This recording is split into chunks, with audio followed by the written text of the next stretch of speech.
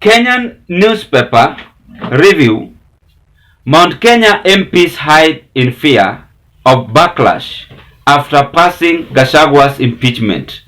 On Wednesday, October 23rd, the local newspaper widely reported on the intrigue in court as impeached Deputy President Rigathi Gachagua's case challenging his ouster got underway at the Milimani Law Court. And let us just read together the writings in the newspaper. We have Taifa Leo, and the bold black writing is that wafungiwa inje, that is the MPs. Then, why President picked Kindiki as new deputy. Then again, high cost of getting rid of DP Gachagua. That is standard. As you are still proceeding with the reading, Deputy President Rigathi Gachagua failed to turn up at the Directorate of Criminal Investigation, that is DCI, on Tuesday, where he had invited to record a statement regarding alleged attempts on his life. Rather, Gachagua was in court for most of the day, closely following the proceedings of a case firing him against the state before a three-judge bench of the High Court, where he is actively fighting his impeachment as the country's second in command. Meanwhile, at the DCI headquarters along Kiambu Road, several police officers and 2 water cannons were deployed near the main gate to deal with any disturbance that might have resulted from Gachagua's expected visit. Then lastly,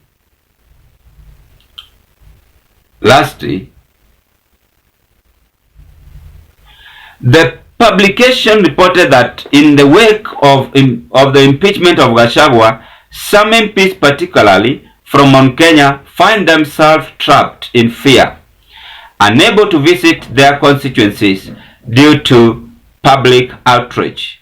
Before his impeachment, Gachagua had built a strong grassroots following by presenting himself as a victim, championing causes such as 1 man, 1 vote, 1 shilling, and the fighting against illicit brews. Now, many leaders who voted to impeach him admit they cannot face their electorate, hoping the anger will subside. Then, Gachagua loyal supporters view his impeachment as deliberate attempt to weaken their political influence on a national level, and align to weaken Rigathi Gachagua's political influence on a national level.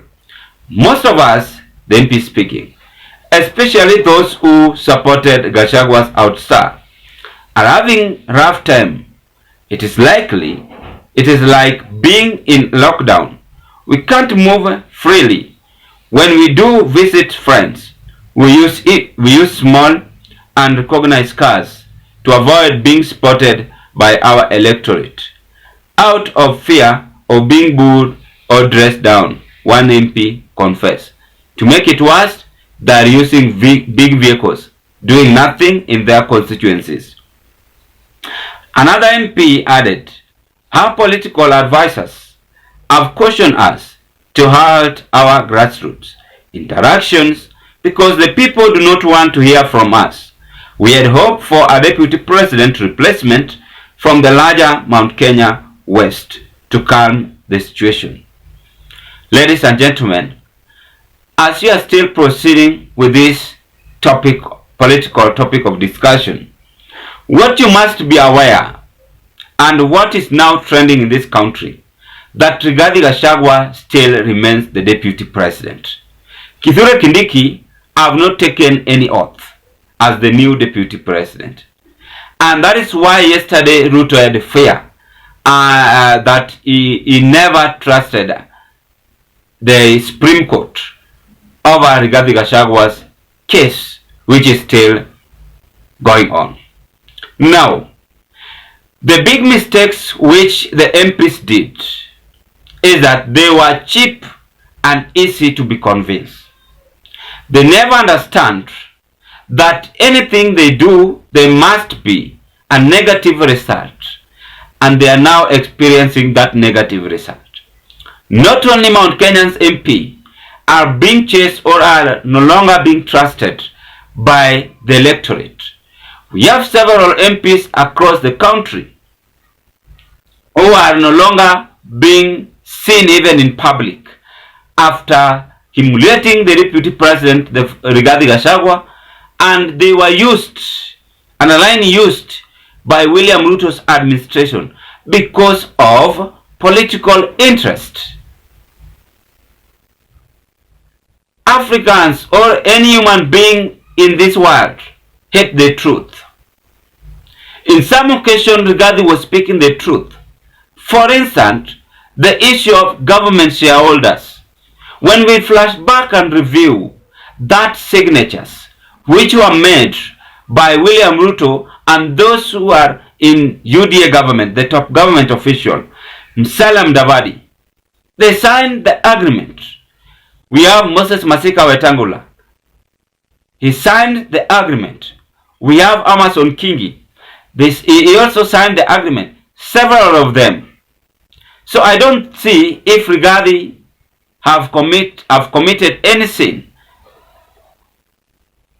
on exposing the issue of shareholders. That is why William Ruto is fighting Rigathi Gachagua. When Rigathi Gachagua talk about our people from mountain, he have that right. Because even people like Opiyo Wandayi, who did not vote for Kenya Kwanza government, are also shareholder in UDA government because of Raila Odinga's presence, who might have signed that agreement just to support William Ruto 2027 political game. Remember, Raila Odinga also defended the Adani. It is a matter of agreement. It is a matter of signing the agreement. So the MPs did not understand that they are being misused. They were being misused.